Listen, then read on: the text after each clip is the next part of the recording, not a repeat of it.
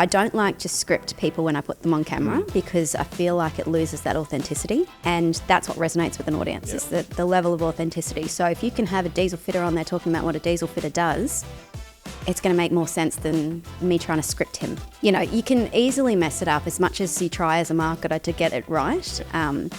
Sometimes you have to just rely on the experts to talk it through in their language. And from a marketing perspective, you can still get your message in there through graphically, or, you know, if you're writing the editorial to run alongside it, you can do that. That's the thing with content marketing. It's not just one piece. It's a whole process of pieces together to drive that message. Welcome to Pure Gold Marketing.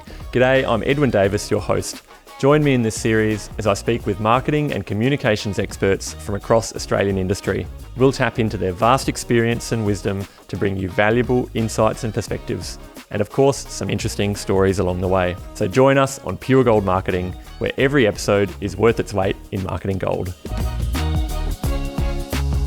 Today, as our very first guest on the show, we've got a remarkable woman joining us. She's the Marketing and Communications Manager at Centurion Transport, with a journey that spans the digital landscapes of Cat Machinery dealership Hastings Deering and even the intriguing world of online dating many years ago.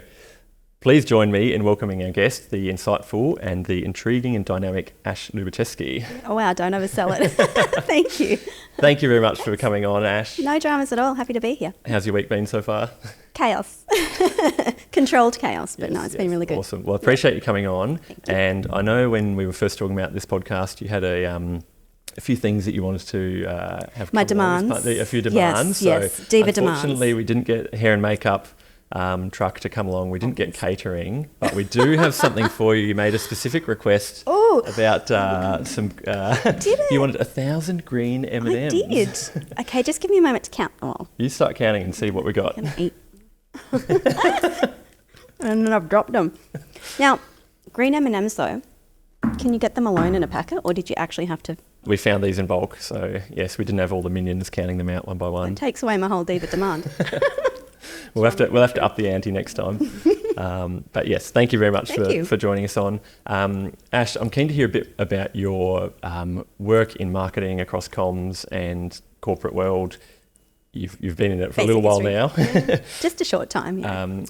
We first started off when you working together when you were at Hastings. Yeah, but maybe give me an overview of that and take us back to where you sort of got into everything. Where I started. So I had this big dream when I was a kid. I was going to be this investigative journalist. I was going to go write all these amazing things. So I ended up in a journalism degree, naturally. But very quickly I actually decided I didn't enjoy it. That was right when, showing my age here, the time when social media was coming up. So rather than these deep, insightful pieces, it became this tokenistic, like one-liners telling a story. So the advent of social media was not something I enjoyed at the time. Yep. So I ended up finding myself in digital marketing. It was a kind of weird transition where I had no idea what I was doing, but I'd been working in a yacht club at the time and found that everything that I did, I was researching the back-end audience data and trying to find how to craft messages for the right people. Okay. And then it was just my boss at the time had said, you should actually be in marketing. It's a little bit more analytical than what I'd kind of envisioned with journalism and comms. Yeah. So found myself in this tiny little digital marketing agency managing, 120 different customers in Google Ads. And this is back in the day when Google Ads was still defined as an ad with the little yellow box around it. Yep. And said ad and everything. Yep. Looked very spammy, and a lot of people didn't have any trust in it then. But that's what really started the whole digital marketing journey. So kind of proceeded through that for a couple of years, moving from small clients up to really big customers in every industry under the sun. Then ended up in online dating. This is where it was the international dating market, so connecting people globally. And at the time I got there, we had about 35 million members and 30 different websites, and they were niche. So that was an awful lot of fun. Like, it was really dynamic, and I guess from a data perspective, the information you get on people and the knowledge you learn about who they are, what they want, and how to target them and where to target them. We did a lot of amazing things there. Yep. But, after a couple of years there, it kind of, digital marketing was one aspect of what I'd done in the past, and I kind of got a little bit bored in the one area. So did a few little bits and pieces in between, and then ended up at Hastings Deering doing Cat Machinery with zero idea how to do it. I did not understand the difference between a dozer and an excavator at the time. Yep. And was very much out of my element. Okay. But ended up loving it. It became, yeah. And so what was your first role there? Was that around digital It was. marketing It's still? still digital marketing. So it was digital marketing advisor at the time, but it was kind of focused in on, they had a lot of wild ideas of what they wanted to do. And, they're a very established company. They've got a brand, Caterpillar, which, I mean, globally everyone knows Everyone it. knows Cat. Even if you don't know machinery, you know Cat, right? It was really good. I got in there, and the first thing was digital marketing, craft their strategy, kind of build that a little bit, bring it in-house. So they'd been using agencies. So we brought that in-house, and then that kind of, once you get it flowing, it's all good. Yeah. It was performing well. We increased budgets. We were seeing great results. Yeah. Then the next focus was, let's build the social strategy around how we can reach our audience across the world, because by this point, social media was everywhere. It was huge.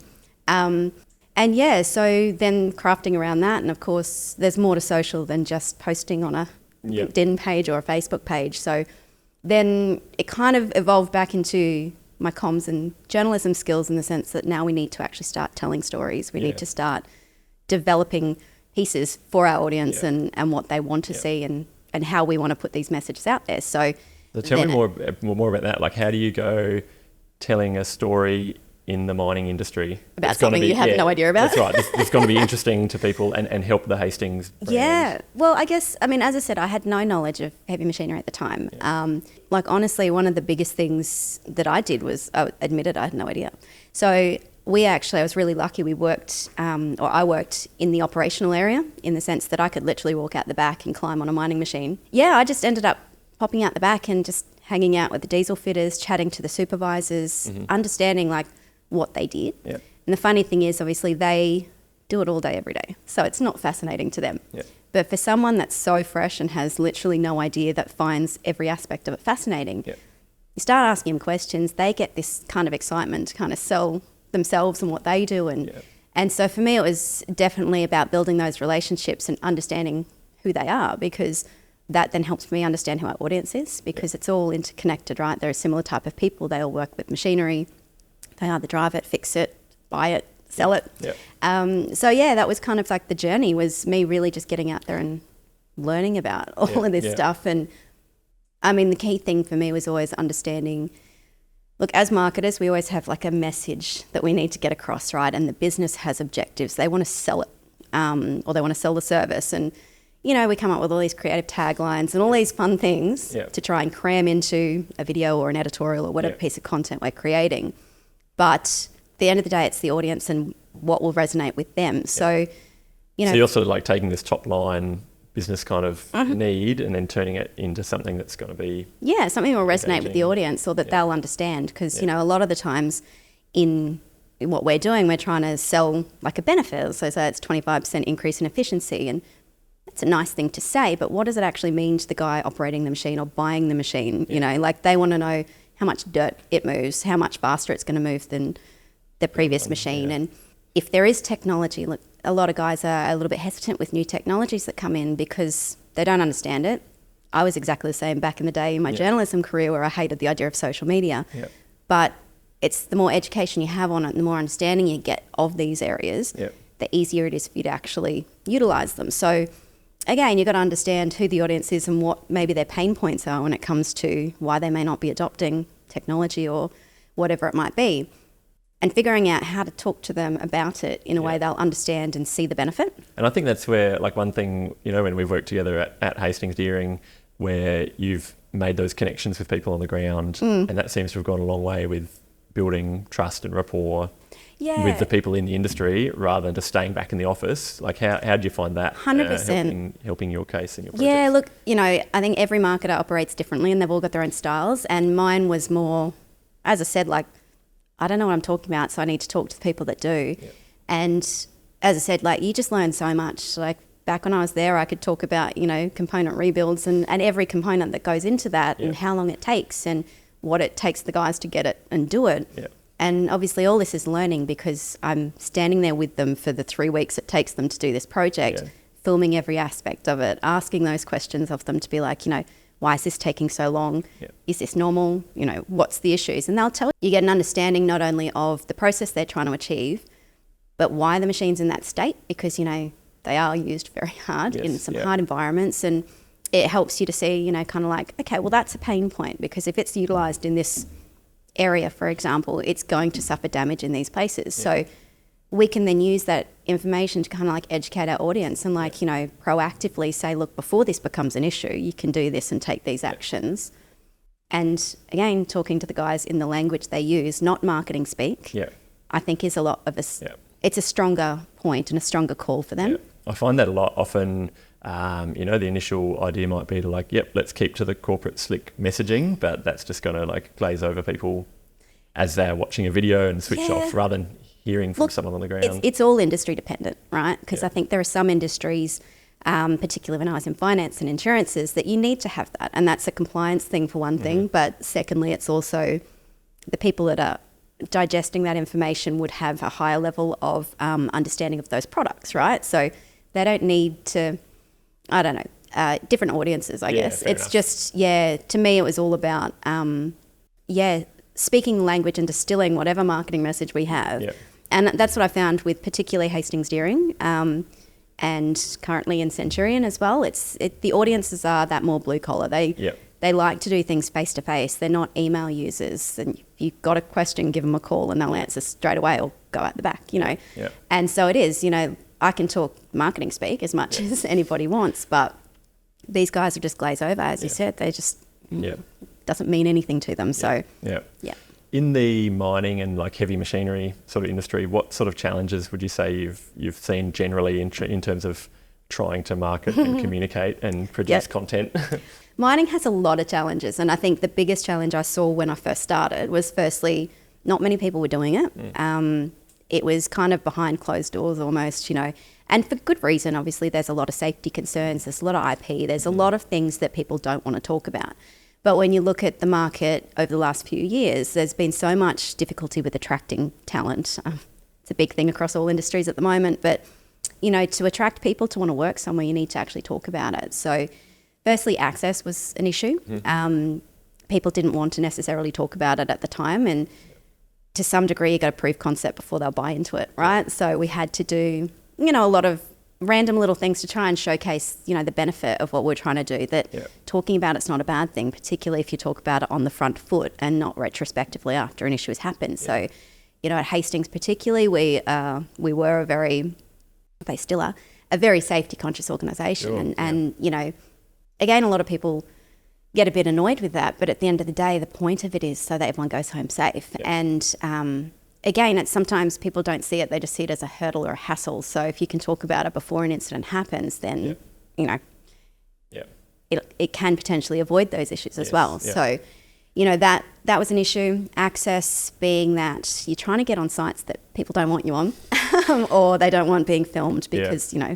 Often when people hear a film crew rocking up, they think some Hollywood director and guys and girls rocking up in shorts and T-shirts with their things ready to go. I know how that can scare people off. 100%. Like, I think even just a camera in general scares people because there is so much concentration on safely doing things, and the environments are dangerous. Look, at the end of the day, these guys do it all day, every day. They know what they're doing, but anything that's different from the norm can have an impact on their concentration on, you know, if we get the wrong teams involved, as you said, they can rock up in shorts and singlets, or they can just, in some cases, they get so stuck into their camera they don't look outside of the camera and walk out onto a whole road or exactly right. So, you know, that again, there's this whole element of risk assessment that you need to do before you go, because you need to not only make your team safe as possible, but you need to make sure that you're doing the right thing by the site that you're going on to. So otherwise you're never going to get asked back again. No, exactly right. So it becomes a big, like, that's an extra step in terms of, you know, I never had to do that in any other organisation. I could rock up with a camera and be good.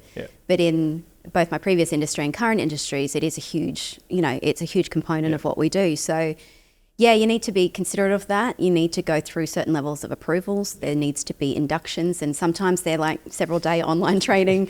And so that's a time commitment and a resource commitment. So either you're doing it for yourself and your team, or you have to pay for your vendors or producers and stuff to do it as well. So they're different considerations for a challenge. So do you think those challenges as well could also be an opportunity, because there's such a high barrier that not many companies are doing it? So if you are a marketing team in the mining or machinery industry, you've got such a good opportunity to create this content. Yeah, exactly right. And like you can see there's so much type of content you can create, particularly in that industry. And I think one of the things that works really well is the raw stuff on a mobile phone. Again, that can create some difficulties, and there are sites where you're not allowed to use mobile phones on site and all this sort of thing. So there's elements of also trying to control access to the content in terms of what gets out, because obviously when we do some produced content, everyone sees the end result where it's perfect and amazing and everything's safely ticked off. But on site, obviously, you might have to take multiple takes to make sure that you get this. And so, you're taking time out of the production of what they're actually trying to achieve. So again, that's another challenge, because depending on the level of their requirements, you have to play within their rules as much as what you want to get. You can't always get what you want. And you need to be willing to do that. So while I always kind of go out there with an idea in my head, and we've talked through production about this is exactly what we need to achieve, these are the types of vision and footage that we want, it's not always going to be possible when you're there. So there's an element of, you got to do solid amount of planning, obviously, because you need to make sure that the people that you're working, or the sites that you're working on, the teams that you're working with, understand what you're trying to do. But also you've got to be flexible enough to kind of backtrack and adjust based on what happens on that day, because anything could change from the day. You've got to be flexible, go with the flow. Element of winging it, but winging it in a controlled and planned form. Controlled wing. a little bit like that. And I think that leads to it's going to lead to an outcome rather than thinking, it's all too hard, not even trying to get onto site and do something, and then you end up with nothing. And that's the thing, I think, particularly in the early days, a lot of it was too hard, and this is why a lot of people didn't persevere and do it. And depending on, sometimes you've got to overcome legacy dramas as well. So, they might have had someone in that position that did it differently, and it didn't go down well. So they didn't have that consideration for safety, or they didn't have the stakeholder management skills. I don't know the best way to put it, but so you've got to come in and build that from scratch. And, building relationships with anyone can be difficult and can be challenging, and particularly when, you're the corporate marketing person. And in my case, I came from somewhere that was not anything related to machinery. So people were like, what the hell does this person know? But at the end of the day, it's how you approach it and how you actually go about kind of getting that trust with them, I suppose. And so is that both with external stakeholders, but also internal? 100%. You've worked with large organisations. How do you find that sort of internal process to deal with? There's a lot of stakeholder involvement. Obviously, at the end of the day, it's either a video or it's a photography session or it's a content piece.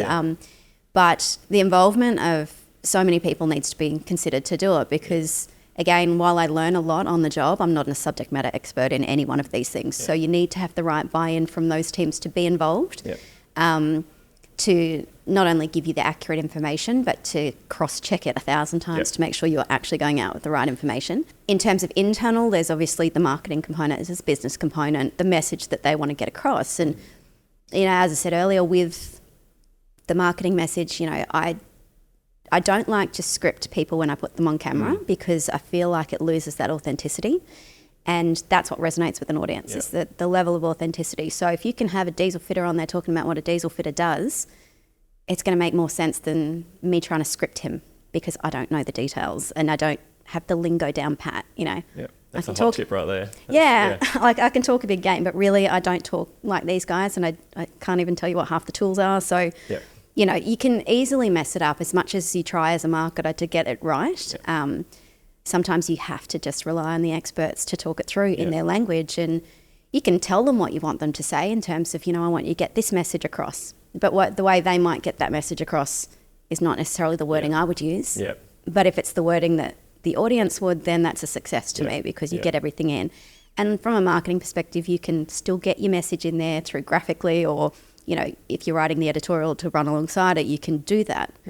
Because I guess that's the thing with content marketing. It's not just one piece. It's a whole process of pieces together to drive that message. So it's about the different platform, the different audience, who's digesting it in which location, and how you actually incorporate it. There's some gold right there, Ash. It's very true, though. I think, just cutting through and having that confidence in the people in the industry that they're telling their stories, and while they're doing that, they're then helping communicate that messaging of your company. Look, it is hard because not everyone likes to sit on camera, me included. But yeah, like you need to not only find the guys that know what they're talking about, but that have the confidence to sit there and do it with you. And I'm sure you've experienced this many times. I've found that like we've been working together for what, 3 or 4 years now, I think. Actually a bit longer, I think. Okay, yeah. And like the number of projects we've worked on where there's a subject matter expert and you know them well because you've established the relationship and they're keen and invested to be in the video or to be involved in the project. Yeah. And, maybe because they've seen a past one before, so they see what the result's going to be and that gives them that kind of enthusiasm.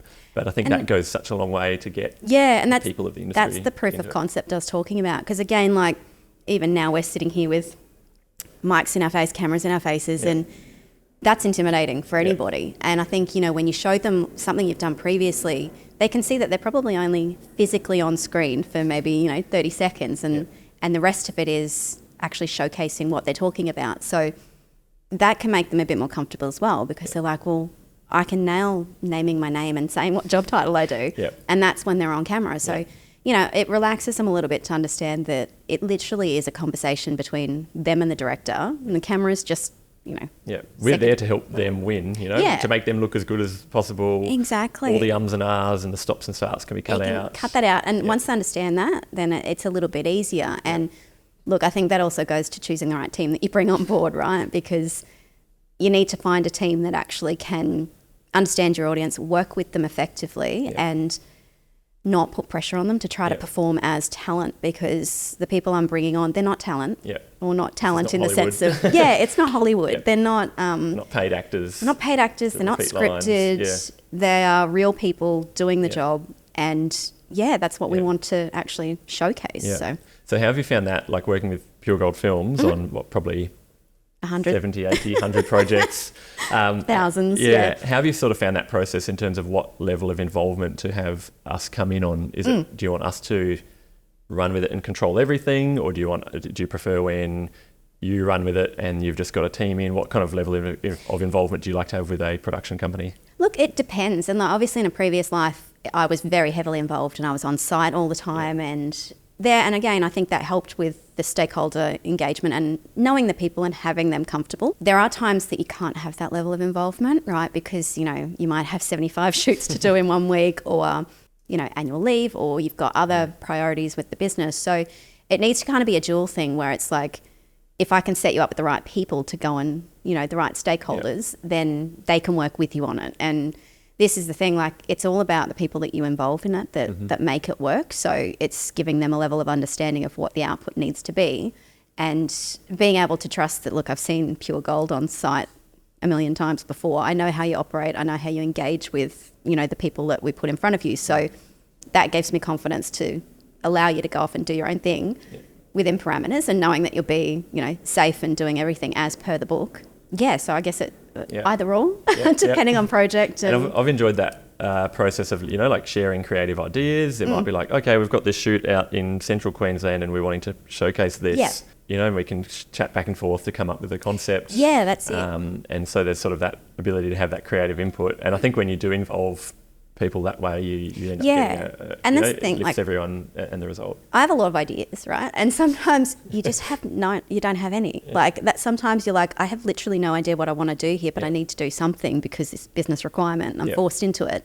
And sometimes it's, particularly with Pure Gold, because you've worked along primarily in this kind of industry of construction and mining and industrial services. So you've seen a lot more than I have on a wider scope. And while some ideas can't necessarily be translated from one industry to the other, you can still find some other method or creative way to do something in a similar way. So that's another benefit because I guess it's an external viewpoint that, we don't necessarily get from an internal marketing team all the time. As much as we all like to get creative, you do get kind of bogged down sometimes in what you're doing. And so the creative juices don't always come out the way you want it. I know that feeling. And that needs time to let that stew around. And exactly right. So, we managed to do some really cool stuff that we hadn't done before and changed it up and tried to do different concepts. But, in some cases there is a formula to how we do things. So, And so do you think big picture it is worth that investment? Because I think that is one of the big risks, I guess, that a lot of marketing teams look at, or their management will look at and say, what are we going to get spending $20,000 on a video? Look, I think, over the years, and I've noticed this particularly in my career at Hastings, was marketing's definitely shifted. Traditional forms of marketing are not necessarily the way to go these days. Like, people aren't, and again, it's dependent on audience and what your market and audience or product is. But content is one of those things, it's kind of evergreen in a sense that it's got resonance, it can hold its place in, it helps with your SEO components, it helps with so many different areas. It even helps introduce your teams to, the people that could want to work with them or could want to buy from them. So, there's an awful lot in content now that I think people never really considered. And not only that, there's so much capability for tracking and analytics in the background. And so it's not just a matter of, you post a TV ad now and then you say this is how many people viewed it. Because did they view it? Were they making coffee? Were they taking a bathroom break? These days, with particularly digital content, there's so much in the background that you can actually track and analyse to understand engagement of the video, for example. You can see where people are dropping off. And over time, if you actually use that data, you can start to really understand your audience and what their triggers are, and also what turns them off. Because, if they're all dropping off at the same point in a video, what is it? I think we've done it and we've tried and tested 1,000 different ways when we've been working together. And that's where working with a company who kind of understands that, or you can liaise back and forth so you know what the end result's going to be, where it's going to be placed. And that's the thing, because obviously, like, as the customer, you've got access to all of the data because you're putting it on your platforms, you're putting it on your website, you're putting it on, your YouTube account, whatever it might be.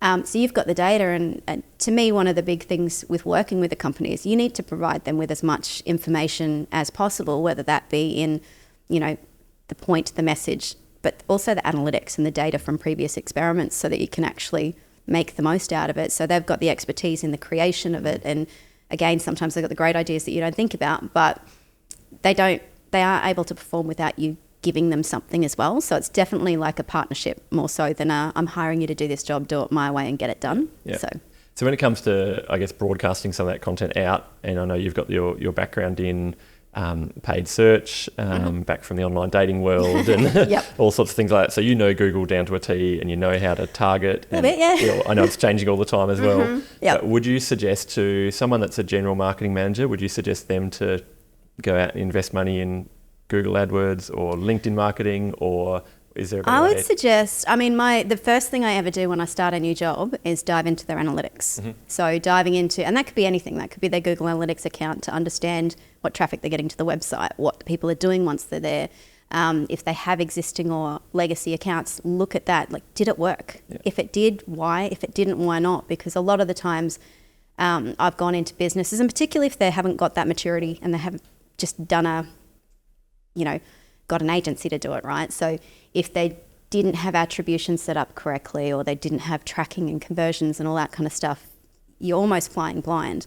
And for me, if you're going to go in and try and make impact and make a difference, you got to understand what you've got first and what you can leverage to make intelligent decisions. So it's not just, a guess and a hope and a prayer. It's got to come off the basis of something. And in some businesses, you're not going to have that. And in that's where you need to know the people that know the answers, right? So you'd suggest either getting a specialist in-house or using an agency rather than... Depends on your background, right? Because it'd be easy to, I imagine, to waste thousands of dollars on 100%. Google ads if you don't know what you're doing. Oh, 100%. And I've seen that happen a million times. They went through this process of AdWords Express where you just click on it and Google does it for you. Google's business, they're aiming to make money, and while they're trying to do the right thing by you, it's not, I come from the days of Google Ads where it was all manual, and the whole thing you were doing was manipulating the system to make it work for you, not for Google. A lot of the automation that's come in now has really taken control away from advertisers, so it's not as easy for us to manipulate and do it the way we want. But you need to understand the algorithms and how it all works so that you can make the most out of it. So if you don't have a basic level of understanding or have someone that does, it can be costly. It can cost a lot to make those mistakes and learn from them. But again, like with my background, digital was solidly in there. So my analytical skills, I could go in and digest the information, make some insights and guesses from it. So, yeah, if you don't have that level, definitely find someone that does to try and get that, you know, the insights that you need so that you're not just guessing. This guesswork can be, yeah. When it comes to B2B marketing in general, particularly in these industries, just about everyone seems to be on LinkedIn these days. Do you have any tips or advice in terms of, for a marketing manager or a content team, communications manager, any strategies or ideas of what does work or doesn't work on LinkedIn? Yeah, look. Because I see all sorts of things, good, the bad, and the ugly. Yeah, like I guess from my perspective, again, it is all dependent on your business and who your audience is. So you need to understand what they're talking about. So I would really recommend having a solid amount of time investigating what your audience are researching, what they're talking about on these channels, and what your competitors are doing. Looking at historical data to see what have you done in the past that's performed, and then try to understand why. So what I usually do is have a look at all the posts and historically categorize them. So are they product-based? Are they service-based? Are they entertainment-based? Like, what could it be? And then start to analyze them as a segment, right? So you can kind of, does our audience care about, you know, there's nice fluffy things that we're doing for morning teas, or do they care more about the fact that we've done this environmental survey and we're doing all these bits for ESG, or do they care more about product, or is it they just want to see trucks? Like, you know, it's about trying to adopt a strategy that's based on what they like to digest. And again, being marketers, we have business objectives. So, you know, there's a couple of different principles that you can kind of look at where it's, you know, I understand that as a business we need to sell, but no one follows a brand to be sold to. You don't want to be sold to, no. No, you follow a brand because you've got interest or investment in what they offer. So this is where you've got to educate people in the business about this as well, because you need to kind of find a nice balance, right, between the push for marketing sales and the push for BD, whatever it might be, and what your audience wants. Yep. So you can do both, right? But it's about finding that balance and kind of developing a strategy around how many pieces of entertainment value content should I do versus sales content versus, you know, educational pieces that talk about our services and going a little bit more in depth with our SMEs. So there's a place for all of it. And, you know, while some of those fluffy posts may not go very well for our audience or for our customer base, it does go well for employee engagement. So again, you've got to kind of benchmark them all on their own merit. And that's why I suggest segmenting them. And it's a little bit of manual data work for you, but it depends on the prep work as well. Like, what kind of tools are you using for scheduling that you could actually use them with tags so that the analytics in the background is much easier for you to pull. So you can tag everything that is employee-based and go, okay, well, this performs generally here. So then you can look at the engagement metrics for that and compare them against each other, rather than, you know, like at Hastings, for example, skid steers, I love them, they're really cute, but they only have impact and resonance for a certain audience of people that use them. Dozers, on the other hand, are freaking incredible machines. Everyone loves a dozer. Everybody loves a dozer. So even the guys that drive skid steers love dozers. The guys that drive dozers don't necessarily have that same wow factor when it comes to a skiddy because, look, you know, different things. So, you know, you can't benchmark them against each other because it's not accurate. It's not going to give you a good gauge. And then you'd find that you would skew your audience and skew your product and what you're pushing out there to that category. And therefore, that's a mining category. So you're going to lose the construction and small equipment. So it is about balance, right? So it's trying to understand each on its own merit in terms of what it's representing. You know, we've made a video in the past that I did, and firstly, the numbers weren't phenomenal. Like, this was the one that actually went viral and it was insane. And, you know, you're getting people from all over the world commenting on this video. But off the back of it, I'm looking straight at the numbers. This is great. And then you look at the commentary to analyse, you know, is it positive feedback or is it going viral because it's shockingly bad, or have we got something wrong? You know, because people are very vocal if there's something incorrect. So there's that sort of data that you can use. It's also, you know, if you've got your analytics set up and your tracking set up from, say, your YouTube account where it's gone viral, you can actually track how many people have gone from there to your website and what actions they've taken from your website. So again, there's a little bit of connection here where you can see, you know, people are taking extra steps to get more information or requesting quotes. We've got phone numbers attached to these things, and all our phone numbers at the time had dynamic tracking. So again, you could attribute where the source traffic came from, you know, in depending on how you manage your incoming queries and requests and stuff, you've got the data to say how people are coming, but you can't necessarily always see the through sale, right? Because there's a long journey, particularly with this one video that went viral, right? Like we were looking at it, I think my total investment in terms of time and resource and all of that was probably around 15,000, seemingly quite expensive, right? But again, factoring in travel, going onto mines, days and days of filming, days of editing, getting people from all over the country to come and be involved in this. And then chatting to the guy that was on the camera, so the guy that we put on camera to be the spokesperson for this product, he's just like, oh yeah, I sold a dozer the other day.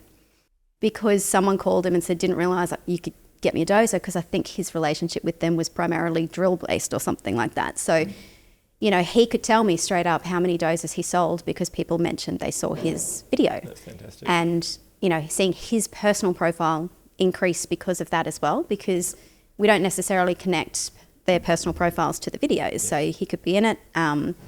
Sometimes you do, LinkedIn generally, but you wouldn't do it on Facebook, something like that. But, he could see his profile increasing. And I think a lot of people, we're talking about LinkedIn earlier, a lot of people don't really understand the value of having your own team out there selling your product on their channels, because my network of people, it's funny, it used to be all marketers, it used to be all communications specialists, and then it ended up in mining construction, and my audience shifted completely. I've ended up with contacts that are of all levels of businesses in mining construction. So when I try to use that platform to leverage marketing or try to find a marketer, for example, it's really hard because I don't have that core network anymore. I've got this very broad scope. But if you look at, say, sales reps and you're trying to sell a dozer, they might have 1,000 connections that, they can, if they push that message out as well, that gets to their networks who are all within the industry. That might be potential customers, there might be potential competition, but every engagement off theirs will also feed back into yours. And this is the thing where, it's an encouragement of not only you want to create your own people as being thought leaders or as they're the experts, because at the end of the day, if you've got people in your business seen as experts in the industry, that promotes your business as being, we hire great people, we've got the expertise, and here it is. So you're basically selling your business without selling it because your people are doing it for you. And even LinkedIn, in terms of how the algorithm works, typically personal posts can do very well compared to company posts, depending on the size of the company or the prominence of the person. But to see people resharing or creating content, whether they're in sales or BD, that can sometimes make a lot more sort of personal cut through than just the company post. And there's a bit of strategy there too. So sharing posts does not get the reach that you want, right? It's the easy option. Hit share, write your little spiel and go. It's easy.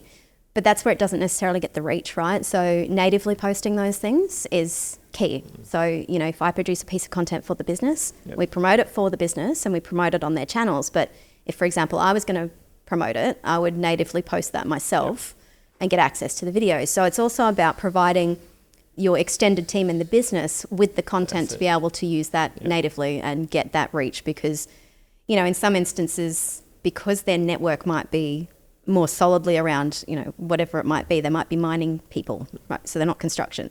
So Hastings, for example, was everything, everything from apprentices through to guys that worked in landscaping, through to mining guys.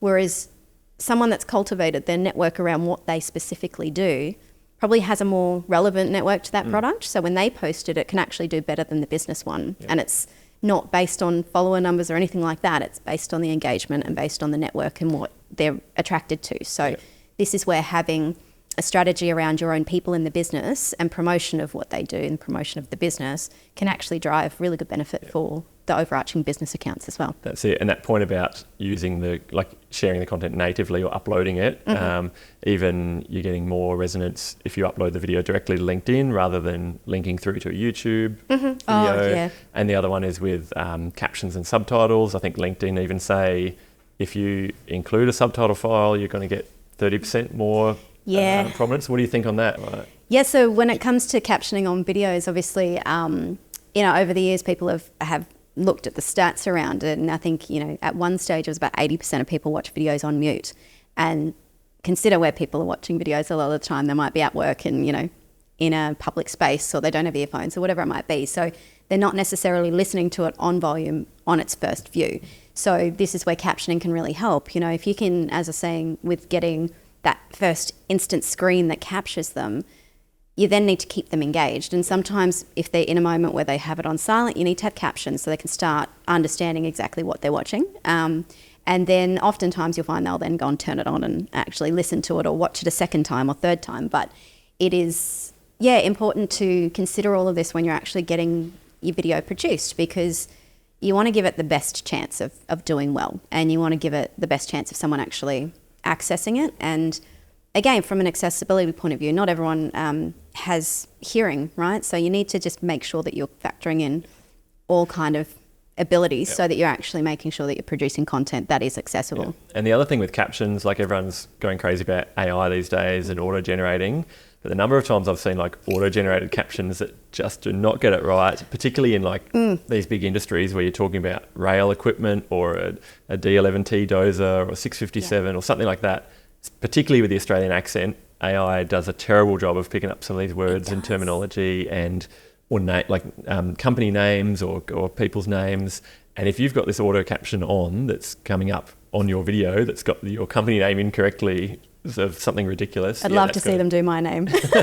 We've got a list of company names all incorrect from like auto-generate. So it's worth just for anyone that's reviewing those videos, if you don't already have a captions file provided to you from a production company, just to go through, review it. There's bound to be 100%. spelling mistakes. Yeah. And look, I actually used to do some work for like testing Google when they were first bringing in like the voice generated stuff. And so as the Australian accent, I had to sit there and say about 1,000 different statements so that they could get a grasp on the accent. But again, like they're not primarily concentrating on Australia. They're doing a global thing, so they don't always get it right. And even across Australia, we all have different accents. So it's very difficult for them to get it. And that's exactly it. Sometimes it can be, most people, are aware it's an innocent mistake, but people are brutal on the internet and they will troll you. So you spell something incorrectly, that you'll hear about it. And this is the thing, like even when you're doing social media posts, you have to be so conscious and do so many checks to make sure that it's spelt correctly. You don't want to troll. And it's the same thing when you're talking captioning, because someone will find it, someone will pay attention, and someone will comment on it. Yeah. And look, that's just the nature of the internet.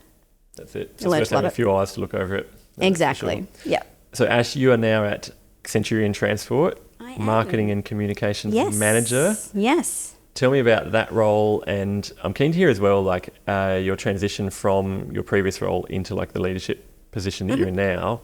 How did you find that, and how's that going for you? Yeah, look, I mean, it's very different. I've always kind of had a specialty, and the specialties have always really revolved around, the data side of it, the digital advertising side of it, the content development, all these sorts of things. And I'm pretty lucky. I've had a very broad experience base over my career. So this now is like the culmination of all of that. It is, going into a place where you are involved in absolutely everything from, sponsorships through to communications, through to wrapping vehicles. Like there's a whole lot of things in there that wouldn't necessarily be my normal day to day.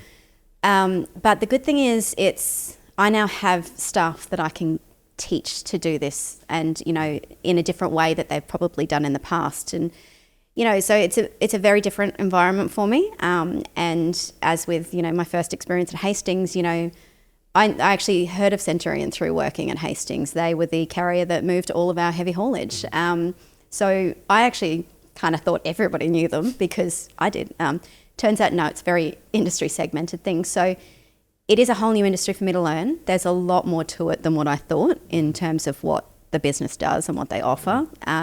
So I've been there maybe 6 months now, just under.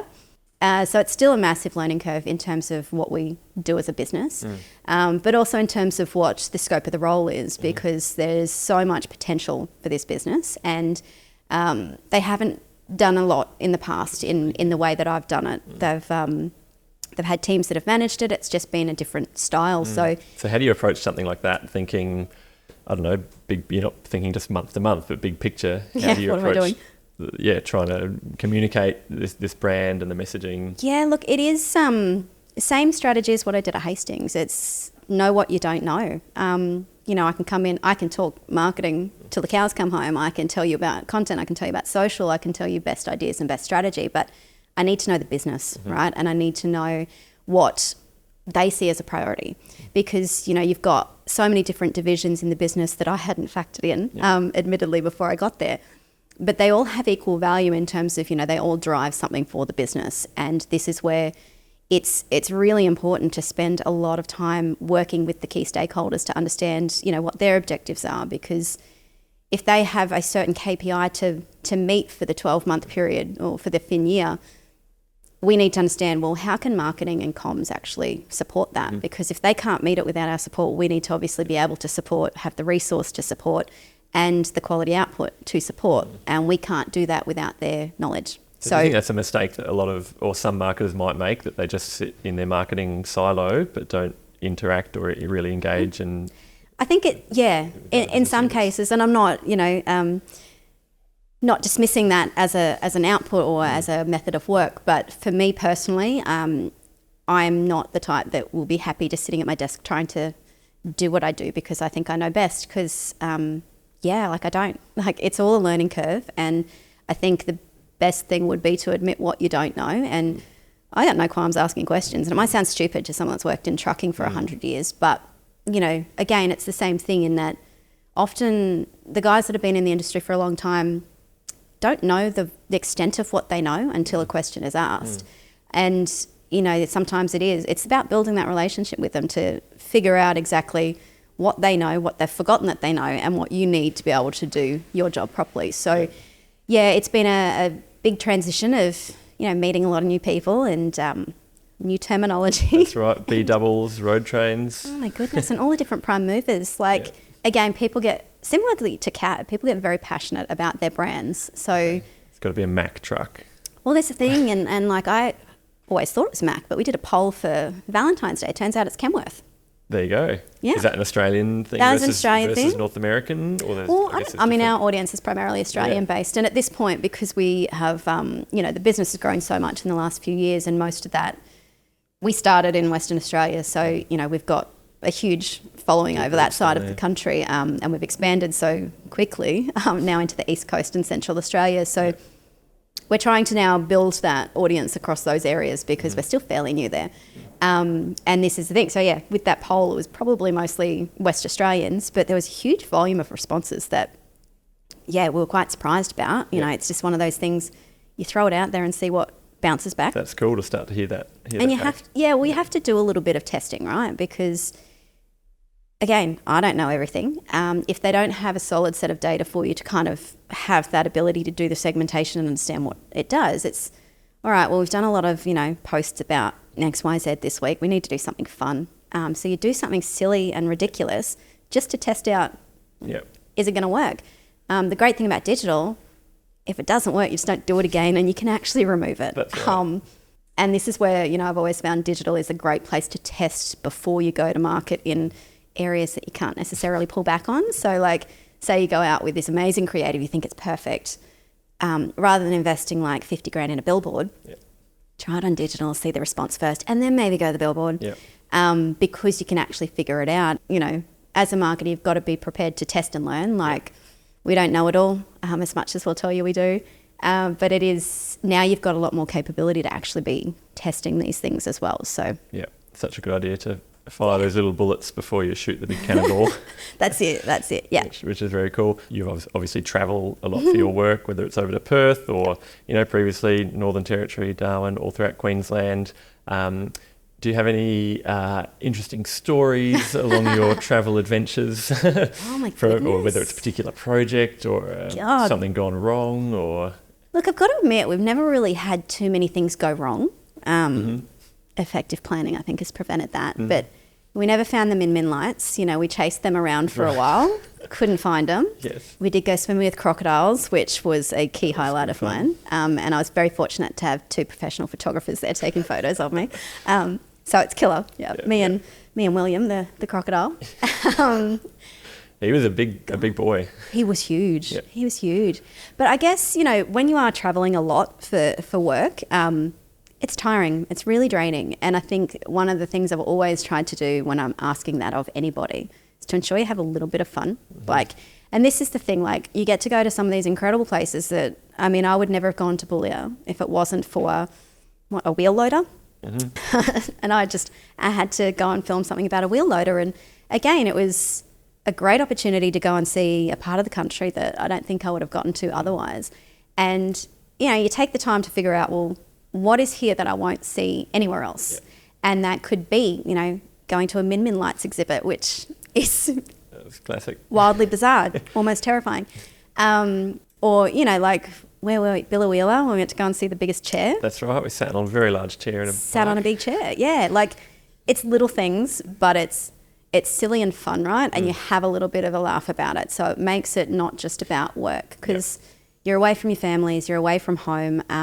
Sometimes there's no Wi-Fi and the production crew get a little bit like edgy without having that. So you got to keep them, you know, entertained to some respect. So because then when you are switched on for work, you know, you can trust each other, or you can, you know, maybe I've done something that, or I'm suggesting something that you don't think is a good idea, and you can tell me that, and that's okay, or vice versa. And so you've got that. It's again, it is building that relationship. Something's always going to go wrong when you're coming to content production. You got to be willing to go with the flow. Like again, on a mine site, you know, we've had times where you think everything's planned and you rock up and they say, we weren't expecting you today, or the machine's not ready and you've got to wait for half a day, or something like that. So yeah, being able to go with the flow is a big thing as well. Oh, definitely. And again, that comes down to the team that you choose, because you got someone that's really uptight and stuck on a time frame. Like we often, again, we try to plan it. You try to put together a time frame in, like, you know, we want to do interviews in the morning, we want to do this then, by this time we want to be filming it here. But taking into consideration all the things that happen on a site, production might be slowed for something. There might be an incident. There might be whatever going on that impacts your schedule. Flights postponed. Yeah, exactly right. So, you know, you need to be fluid in your schedule in the sense that, okay, well, we can move this to later because we've only got the one chance to get the machine doing X, Y, Z. So that has to be now.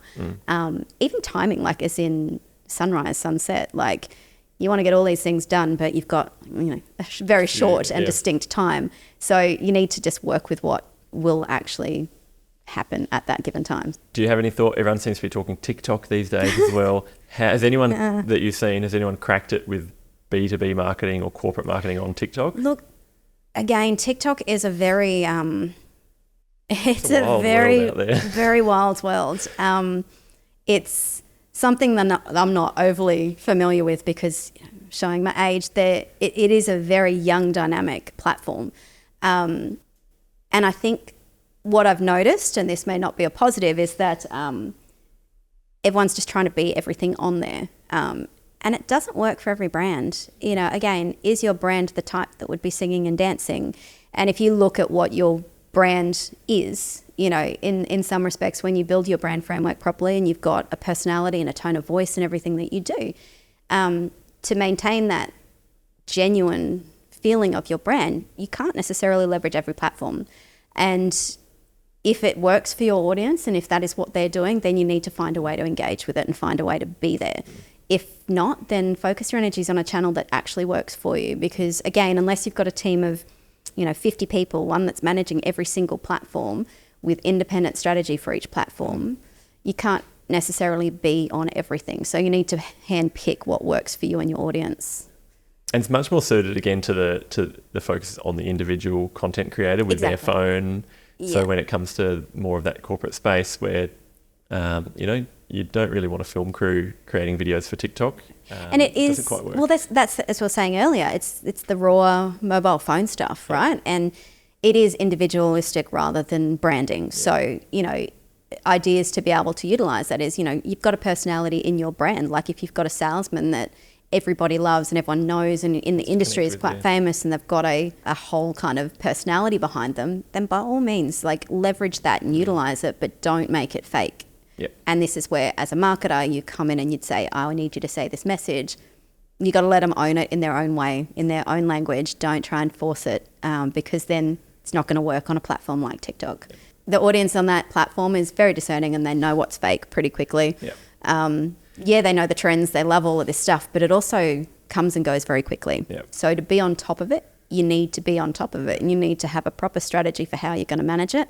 So if you are a if you've got a social media team of one person, is TikTok something that you can invest hours and hours of your day into? And again, thinking like the end result, like yes, you might get 20,000 likes on a video, but is that actually going to drive any business result at all? Exactly. If not, what's the point of it? Yeah, and that's the thing. It's that whole measurability piece. Like if you've only got a small team, you need to factor in the platforms that actually drive the result that you need. And while it might be fun and cool to be on TikTok, if it's a young audience that doesn't have purchasing power or have the ability to make decisions in a business, you know, what's their level of impact on the people that will be making decisions? And so therefore, where's your time best spent is where you're actually going to get a result.